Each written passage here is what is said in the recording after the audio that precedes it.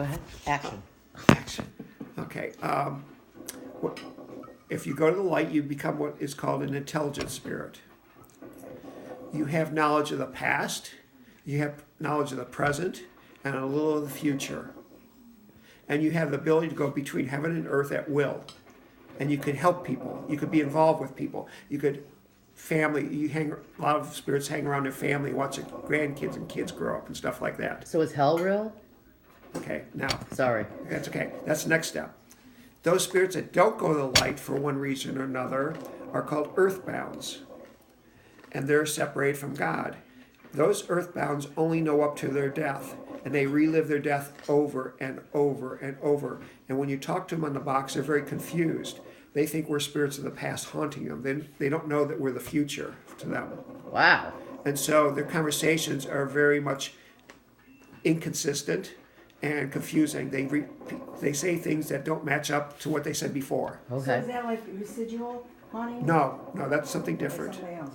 I don't even get that. But Okay. see, I'm trying to figure out where my dad is because he didn't believe in Jesus. Okay, now there's a lot of reasons why people don't go to light.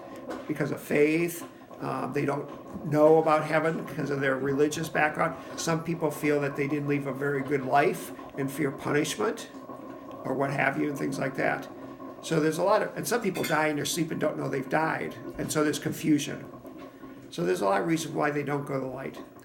But those spirits those earthbounds are what Catholics refer to as purgatory. They're separated from God. And that separation from God creates your own hell.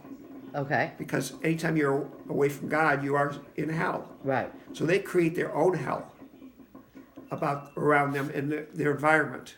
Okay. So we do a lot of counseling with spirits. Our spirits are all intelligent. They've all gone to the light and back. And they actually go out and get spirits who are ready to go light but are confused and need counseling. And we will talk to them and convince them. And it takes two spirits, like the Telephone of the Dead needs a spirit individual on the other side and needs a person on this side who's been chosen by the spirit world to make it work. When you do counseling, a spirit has to be there telling them the same story that we're telling them so they match up. Otherwise, they don't trust somebody. I see. And when they get the matching story, then our spirits here will actually take them by the hand and walk them to the light. I see. So we do help them go to the light, and they will actually come back and thank us. But what about Jesus? Say you're a really good person. My father was like into reincarnation. He was the most sweet, gentle man. But everybody's like, if you don't believe in Jesus, you're going to hell. Well, again, that's God's decision, not ours. So anybody can go to the light. Can go to the light. The question is, do you get to stay? And that's up to God. okay. There is a judgment of sorts. They call it a life review. And if you pass your life review, you can stay. If you don't, you have to make restitution. And they may give you a They task. didn't say how you have to do restitution because the guy we were talking to has never done it, so he didn't know. It may be a task that you have to go But you're do sent on from earth or something like heaven to that. go make restitution. So after my father died, let's say, he goes to the light and he's like, oh, I do believe in you now. That's Because up he's to, one of the best people I've ever but again, met. that's up to God to do. We don't get involved with the Yeah, they and the haven't- spirits here don't they- talk about the decisions Okay, made but by they God. have said there is God and there is Jesus. Okay. There's no 72 virgins. And see, but here's another question I would have. Why would you have a life review if supposedly Jesus forgives you of all your sins and washes them away? Because murder is one of the restitutions. So even if you believe in Jesus but you murdered somebody, you gotta make restitution. Did you freshly squeeze this? No. No, but it's really good. It is. Yeah. Now, It's high V. Oh. Apple. It's just called high V. now residual spirits is something different. There's no spirit involved with that. Can I get you something? I'm just gonna get a phone call. Okay. Residual is not involved with an actual spirit. Okay. It's called like a stone recording. If you believe in Jesus, it's a free pass or something. If there's a They traumatic haven't really said. if there's a traumatic event, like a battle or something like that, it's the earth actually records that traumatic event into the earth. and it's like a DVR. It plays that over and over again. For example, if you go into Gettysburg, you could actually walk into a battle, actually see, smell, and be a part and hear it. But if you take a step back, it's gone. Because it's a recording of the earth, because it's such a traumatic event. There's somebody here. I just got ice cold. Oh, cool. Yay, wait. Is somebody here? Will you please get me ice cold? Freeze me. Touch me. Pull my hair. Kiss me. Lick me. Jeez.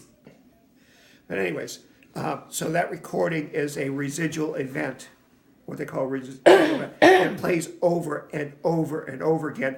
And if you walk into it at the right time or place, you're part of it. But there's no actual spirits involved with I it. knew there wasn't any actual spirits. No, it's just an earth recording. It's an earth recording. It's like when you turn the TV off in the middle of the night and it still glows. There's that leftover energy.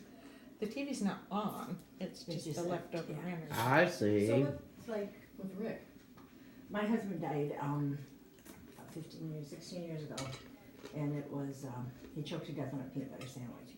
Oh my goodness. Oh my God. And I had walked into the bathroom and took a quick shower, and when I came out, he was lying down at the end of the hallway, and he was already purple. You know. Oh my goodness. He'd taken one bite out of his head. Personally, the rest of us, the family, they didn't have an autopsy because we lived in Arkansas at the time, and you know they're a little backwoodsy down there. And the coroner said, he had a bite out of his sandwich. His sandwich was laying about a foot from when he went backwards. His leg was tucked up beneath him. His glasses were still, his eyes were wide open. They didn't start to close until I started doing CPR. And he had peanut butter on his mouth and on his shirt. He had regurgitated the peanut butter.